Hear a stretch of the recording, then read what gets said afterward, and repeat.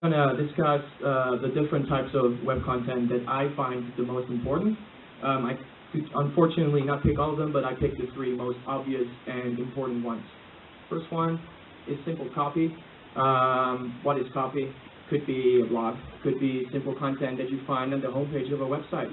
It's, to me, the most important type of web content there is, because it's the place where you can actually gain information as a user. Then we go second, and it's kind of complementary to the content, to the copy that you write, are images. Because images can give something that content cannot. It gives a visual experience to your user, which is very important, which brings us to the third one, videos. Maybe even cooler. It takes a little bit more time of the user, and they should be really interested in your content to actually go to your video.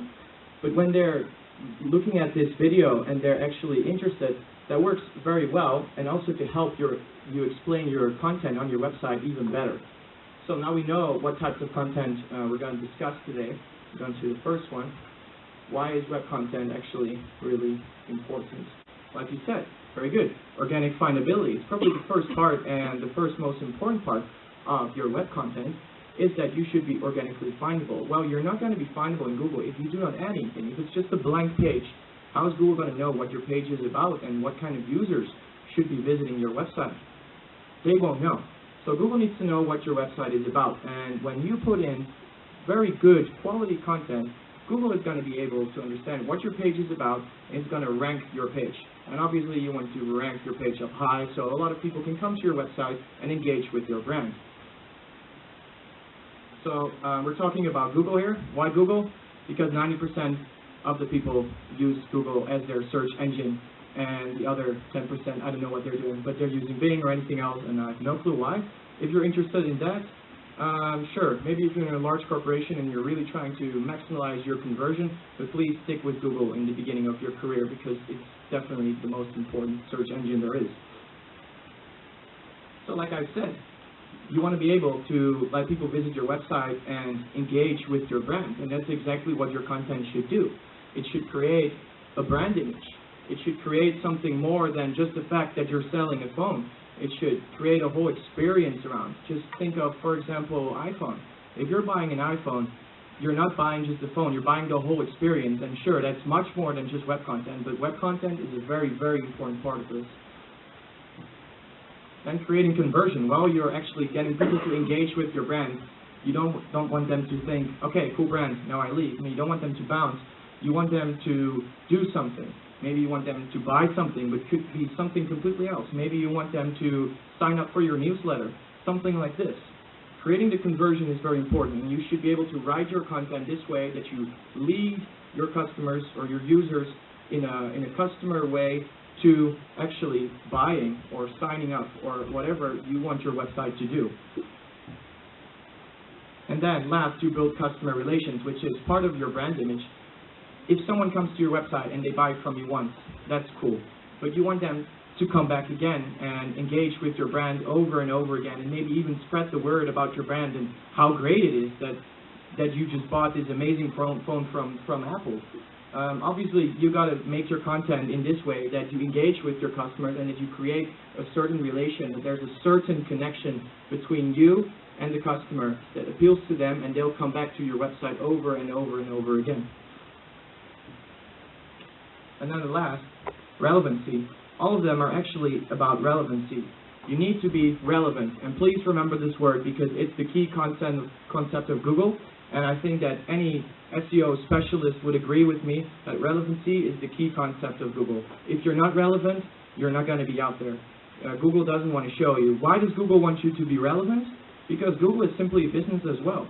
You're the kind of person that's offering a service on their platform. If you're not offering proper content, then people are not going to use their search engine again. And that means that Google is not going to make any money on their advertisements and other services that they're offering. So you got to be relevant. It's the key concept, so please remember this. So then, copywriting, how to not do it and how to do it. So before you actually start writing the content, and now it's going to be very practical, so take notes if you're interested or don't. First, understand how to be relevant by knowing your audience. Before you start, you really got to understand who you're writing for. You can just start writing about your product in a certain way that you like. But first you really got to think, who is my audience? Are they maybe older people? Are they younger people? You really got to understand who you're actually going to write for, because if you don't, then you're going to write content that simply does not fulfill the user intent. Understand the topic. Now this might sound a little silly because obviously you know what you're going to write about, right? Well, if you're working for, like as I do, for a digital marketing firm, you're going to have to write for a lot of different companies. Sometimes I have to write for a beauty salon, for example. I know nothing, absolutely nothing about this, so I really got to read about this topic, because if I don't, I'm just going to write complete bullshit, and that's something you don't want to do. You want to deliver quality content, right? So you really got to understand the topic that you're writing about and be an expert, because Google just wants web pages full of experts that can give the users the right information that they're looking for in their search query. Pick a tone of voice. Kind of part of knowing your audience, because if you know your audience, you can pick a tone of voice that's going to appeal to them. Like I said, use a different tone of voice when you're writing for older people, use a different tone of voice when you're writing for younger people. This is just a simple demographic, but this can be very, very specific. For example, I was writing for a website that has a symmetry. Well, it's very strange, but I'm normally just writing for salesy sites where I have to sell something, and now I'm writing for a symmetry. Well, obviously you cannot sell that. That's going to be very, very awkward. Still, in your head, you have a very salesy mindset, and that's exactly what happened. And the owner of the website wasn't happy at all, because simply it was too salesy, and you're writing for a symmetry. You got to pick the right tone of voice. Sometimes you got to pick a tone of voice of respect. Sometimes it's got to be completely different. So really think of that.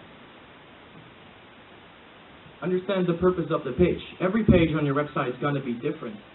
You cannot simply write something and just put it up there. No, it's got to make sense. Your home page is going to be completely different for example, let's say your product page. It's got to really fit with the right page. If you're writing a blog, put it on your blog. Don't put it on your home page. Sounds obvious, but really think of this beforehand so you really fulfill the purpose of the page and it all makes sense for the user experience. Then pick your keywords. Very important for the findability, organic tool, findability in Google, is that you got to pick your keywords. Obviously, they're going to have to be related to your topic, but obviously there's going to be a lot of words that are related to your topic. When you're selling a phone, you can use smartphone. Maybe this is too basic. You can use the words buy smartphone. There's so many different options, and that's exactly why you got to do keyword research. Now, I would recommend, if you're just a starter, to use the free keyword planner that Google offers. It's very easy to use. They give you the right exact volume that is searched by every month on a certain keyword, and it's very handy to use. So I would always recommend that before you start writing, look up the keywords that revolve around your topic, and then pick the right one, maybe not with too much of a competition, so it's easy to rank for, and then you can stick them into your content. And then check out your competition. You can get the keywords from your competition, but you can also get the tone of voice from your competition, maybe even understanding your audience from your competition. Doesn't mean that you have to steal from them, but you never have to reinvent the wheel. It doesn't make any sense. You should always look for your competitors and see what they are doing. So you can kind of use the same, but make it even better. It's a really good strategy. So, when you're actually writing, I think it's probably the most important part of this presentation. Be relevant by, first, structure your content. Make sure that it's structured properly. Start with a good heading. And this sounds like basic report writing, but trust me, there's a lot of web pages out there that don't make any sense at all, and are just, someone just started writing and it doesn't make any sense. Please structure your content so it's easy to use and the users can read through it like it's a 3-minute read, and it's easy to read. It's no problem at all. Please structure your content. Use the inverted pyramid. What often happens is that someone starts, they start with some kind of catchy sentence, the main body comes, and then in the end, it's like, buy my product now. But that means that the user had to go from all the top all the way to down, and there they could read that they had to buy your product. Doesn't make any sense. You want people to convert, right? You want people to engage with your brand. Immediately, just say what your whole text is about. Doesn't matter if they're going to read the rest of it. Just completely say what it's about, put in a call to action, and it's all going to be easy. And if they want to read more, sure, they can. They can go down and they can read all the specifics that they want, and you can put in another call to action at the bottom. But please use a call to action in the top, because it really, really works. So, use your call to actions. What are call to actions? I think most of you will know, but it's something like book now, buy now, click here, something like this. Put this in there. If you don't, then they have to go all the way to your contact page, or they have to look for how to buy. It doesn't make any sense. You want to make the user experience as easy as possible, so please use a CTA. And then you got to use your headline. It's part of structuring your content. But these days, customers have become very lazy, and they think that their time, at least they think that their time is very, very valuable. So they're coming into your website, and then they see a whole blurred content, and they have no clue what it's about. They're going to bounce off. They don't care. They'll just go to the next website. Who cares? Well, you care. That's why you got to use your headlines. You got to use your first headline, second headline, third headline, so people can scan through your document and they can immediately see, oh, this is interesting, oh, this is interesting, this is interesting, and then they can start reading there. It's very important. You can put all the parts there. Oh yeah, and make them original. Just think of something original. Be creative. Content is all about creativity. If you don't feel creative, get creative. Just start writing. Try to get something out there and make it original. Don't do everything what the rest is doing, because it's simply not going to stand out. Then make sure that the keywords that you've looked up previously, before you started and you conducted your keyword research properly, make sure that you insert your keywords into the body, but also make sure that you insert them into the headlines. Not just of the fact that Google likes this and understands what your page is going to be about and they're going to rank for this certain keywords. No. Also for the user experience, because the users can immediately see what your content is about. Maybe the headlines, or in the text, they'll see, oh, it's about a phone. Oh, it's about a laptop. Use your paragraphs. Often you see just a big blurb, no paragraphs. Sure, you can do that if you like that. But I think part of the readability, just use paragraphs. And I think everyone's learned that in their reports, but still I can see it every day that web pages just don't use paragraphs, especially in blogs. Insert those internal and external links. Well, why would you do that? You can pass on some of your authority of your web page to the other pages on your website internally, but also you can give your user more information. What if they're reading about this phone, but they want to read about some phone case? You insert a little link to phone cases, they'll go there. And maybe they won't just buy that phone, maybe they'll also buy a phone and a phone case. Makes it much easier, and you're improving the user experience, but you're also increasing the internal link structure of your full website. Use those external links. Yes, you're going to pass on a little authority to another website of maybe another domain. Doesn't matter. You're providing your user with even more information. Create evergreen content. I'm assuming that most of you have heard about evergreen content. It basically is what it says. Your content has to stay evergreen. It can never perish. It always has to stay green, like a tree, where it's always summer. Why? Because if you write content that is based on a topic that is only interesting for, let's say, a month, maybe what news websites do, it doesn't stay relevant. And if we come back to the content of Google, that everything has to stay relevant, evergreen content that is about a certain topic that stays relevant forever. It's always interesting for a user to read about.